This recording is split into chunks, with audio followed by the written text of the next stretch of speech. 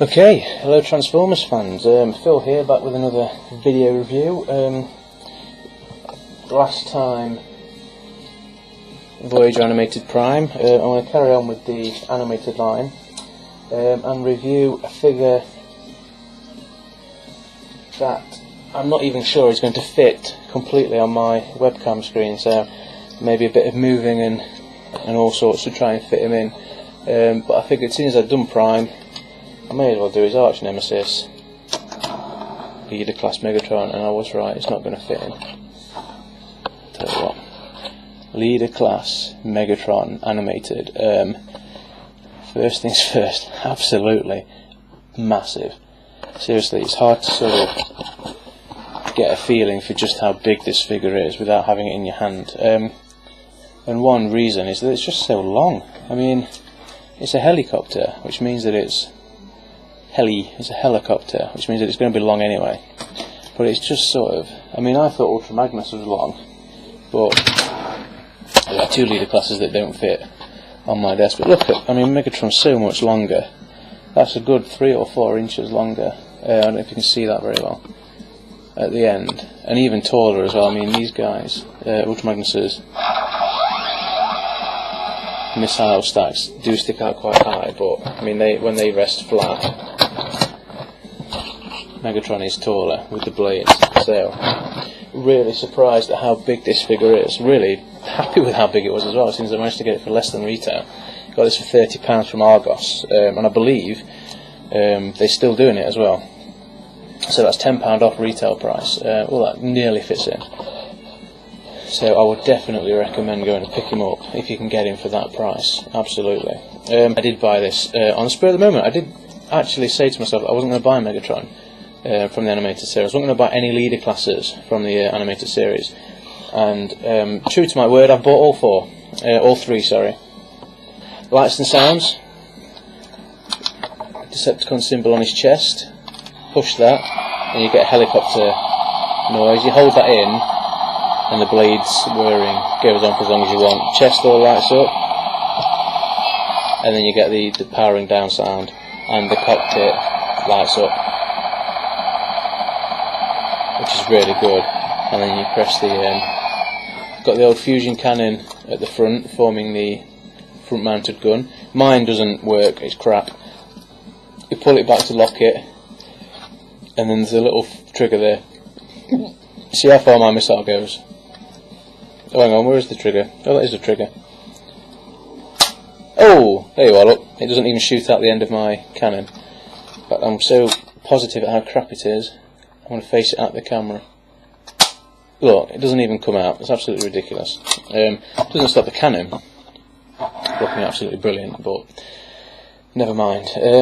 Like I say, the blades spin. These are his arms, and they don't look out of place at all as the thrusters, or whatever you call them.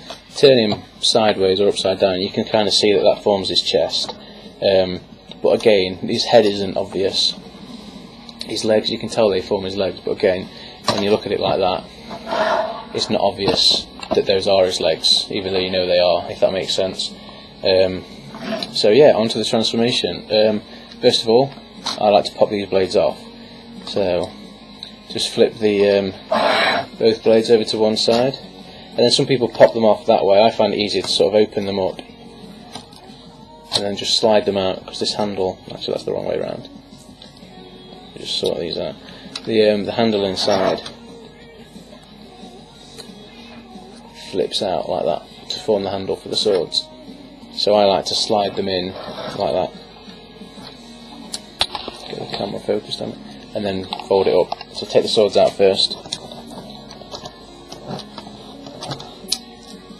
and leave them to one side.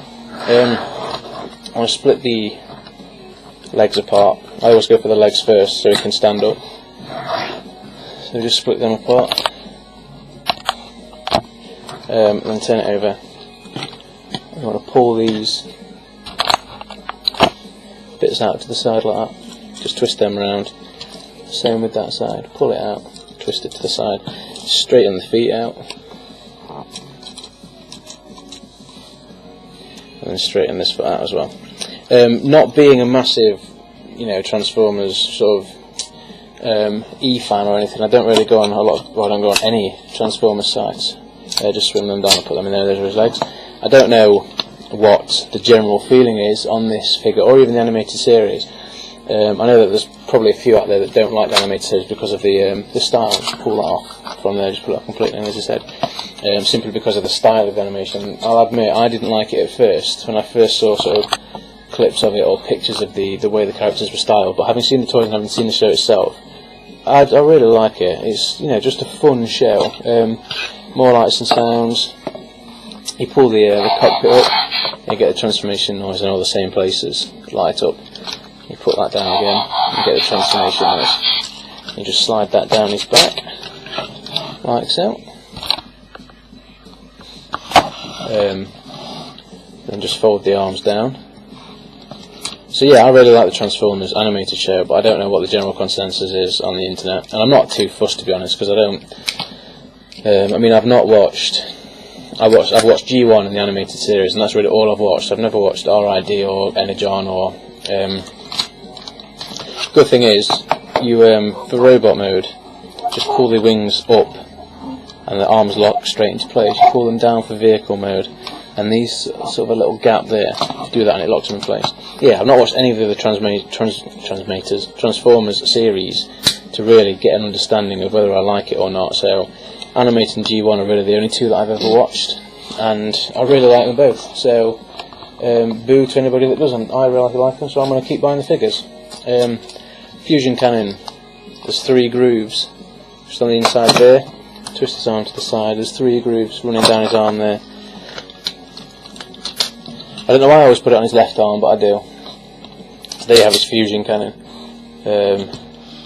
which is brilliant. That looks really powerful and really meaty. And then that's not everything. As you bring the swords back, and they fit nice into his hands. I try not to put a sword in the hand that he's carrying the gun with, but just because it's a review, I'll show that they both do go in the hands, and he becomes a dual sword wielding, fusion wielding, badass motherfucker, as the expression goes. Bit of a lean because of the weight of the gun and the feet. Oh, I forgot you fold the landing gear at the back as well, but I'm not going to show you that because it's not ever so important if it stays out. A bit of a lean because of the weight of the fusion cannon. You can position the feet right, then you'll sort that out. But yeah, big, definitely big. I said I'd do a size comparison with Voyager Prime because they're sort of enemies on the show. So if I just take his swords out for the minute so I can get Prime a bit closer. I apologise for the crap camera work in this video, but my webcam doesn't have the biggest scope, and Megatron is quite big. So I think he's the biggest of the leader classes. So you can see the height of the two there. Pretty decent. Megatron being bigger. I actually quite like it when Megatron's bigger than Prime because it means the whole, you know, enemy being bigger, this guy being the underdog, finally overcomes adversity and beats the bigger guy. So I do like the fact that he's only a Voyager and he's a leader. I do have the Supreme class Optimus Prime, but he's absolute cack. So, to put it bluntly, I'm not going to review him. I wouldn't have thought, unless I get really desperate, because I don't like him and I regret buying him, even if he was only 20 quid, when he should be 50. But, anyway, so yeah, that's me out. I'll be back sometime soon with another animated review, hopefully, but until then, stay safe.